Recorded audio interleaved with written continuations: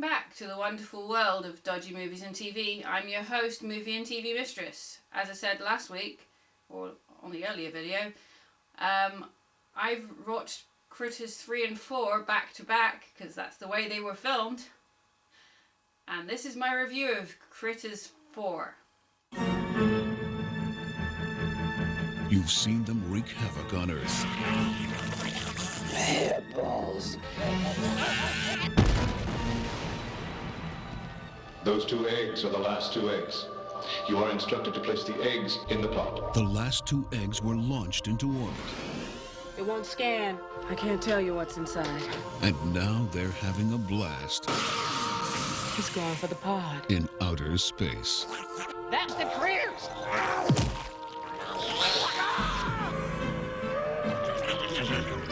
I'm a bounty hunter. You've been floating around in that pod for over half a century. The killer hairballs have relocated. I got him! Congratulations, Charlie. You just murdered the ship. Get another ship. It's the only ship, you idiot! And have a new place to play. What are these? Those are eggs. They've been busy. They're dining from an all-new menu of cosmic cuisine. You know those, man-eating hairballs that you do not believe in? They are real close. I'm leaving. But they'd rather eat on Earth. I propose that we just hole up here and wait for them to come rescue us. Our company! Hey, oh, Where are the eggs? you do not come in here with your goddamn stormtroopers. Someone must cooperate. Did I hear you wanted these? The eggs. These are the last ones. Critters 4. They're invading your space. Chill out, asshole. So, Critters 4, or should it be called... Pigs in space! Yeah, maybe it should be called that. During the end credits of the 3rd movie, as I mentioned in the previous review, there is a sequence where we see Charlie exploring the basement of the burnt out apartment building and checking for eggs, and he finds 2 eggs. As he's about to destroy them, he gets a message from Ugg, and you might remember him as the Tim Curry lookalike Terrence Mann. Charlie, my friend, you were in violation of Zoological Mandate E-102, Clause 14, Paragraph 5, Items 6 and 7.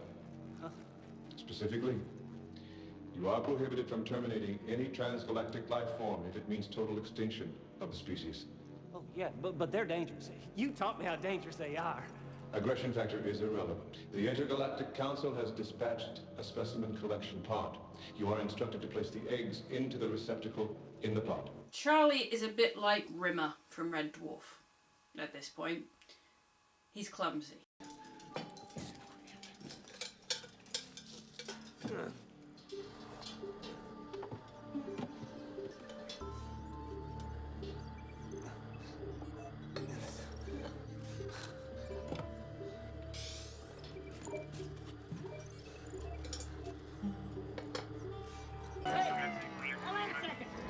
Wait a minute!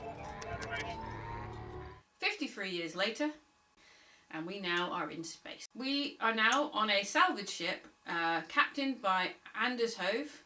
You've got Tina Turner. You've got Charles Lee Ray, or Chucky as I like to call him. Teenager I Don't Care, and Leo from Twin Peaks. Yeah. The crew that you all want to just root for. They come across a pod. And they bring it on board. Now, at this point, when I was watching the film, I was going, wow, this is just reminding me of that episode of Red Dwarf. There's an episode of Red Dwarf Series 1, Episode 4 called Waiting for God, where they find a pod in space. It's a pod! Holly, bring it in! So they bring it on board, and it's a garbage pod. Lister finds that out very quickly and figures it out, but Rimmer is absolutely certain it's got aliens in it called Quagars. Whereas in this case, it's not a garbage pod, it has Rimmer on board basically, because we've got Charlie on board it and 2 critters. They find out after doing some checks that it belongs to the Intergalactic Council, who they get in contact with. And who's in charge of the Intergalactic Council in 53 years in the future? Oh, it would be Ugg, now referred to as Theta. Not the bad Time Lord from Doctor Who. Ugg, or Theta, basically says, I'm willing to pay you the going rate plus more for the pod. Meet me at this station with the pod. Don't open it. Yeah. Never tell somebody not to do something, because you know they'll do it. So what happens when they arrive on the space station that doesn't work and reminds me of the prison station from Red Dwarf? There's too many references I could go into in this film. There isn't really a plot that is made sense. I mean, you've got a pod and it's got critters on it. And then there's this subplot where this space station that they're on was apparently had Helen Hunt's sister from Mad About You working on making aliens that could eat and destroy and kill people and self-replicate, like the critters, to do something. So they're trying to make versions of the critters, but they're not succeeding because they can't make them self-replicate like the critters do. You've got Charlie, who's just accident-prone and annoying and kind of like Rimmer. You've got characters you don't care about. And as much as I like Brad Dourif and Angela Bassett, I don't care about any of the characters in this film. I don't even care about Ugg. The critters aren't funny. There is no humour in this film. They attempt at humour, but it's boring. It's so dull that it's a struggle to watch it. And when I saw the trailer for this was the one I was more excited about. I wasn't excited about 3. I was excited about 4 because I was like, oh, this looks good. Yeah, they're back in space. Okay, now they're taking over a spaceship. Why not? Garbage! It's dull. And the ending is the end of the franchise, and it involves Charlie killing Ugg after the eggs have all been destroyed and the critters have all been destroyed. There's 2 deaths in this film. Again, like the 3rd one. They are not gory. They are a little bit comical, but only a little. And there's no gore, there's no real full-on death scene. And again, Charlie points out in this one that it's not like the critters to leave a meal. It's just not a good film, people. It really upset me and disappointed me that this was the end of the franchise. I know there's been a fan-made film since that brought back the Bounty Hunters, but yes, we have Terrence Mann in it, but there's no shape-shifting, there's no comedy. They try and put the comedy in with Charlie, but Charlie's just accident-prone and annoying. Brad Dourif has a couple of funny sequences, but it's not funny. I'd rather watch Child's Play 4, well, Bride of Chucky, than watch this. At least with the Chucky films, they kept what made it funny. They accepted, yes, that there was horror in their films, but they accepted there was comedy. It's like whoever made these straight-to-video films got rid of everything that people enjoyed about the first 2 films. They got rid of the hilarious death sequences. They got rid of the shape-shifting bounty hunters. And it just becomes about Charlie, and that's not what I meant when I said it felt like they were setting Charlie up to be the heart of the franchise. They've just made him into the star, and it's not a good way to be. So as I mentioned in the previous review, Don Opper, who plays Charlie, he wrote a few scenes, and he's a writer as well as an actor in the first film.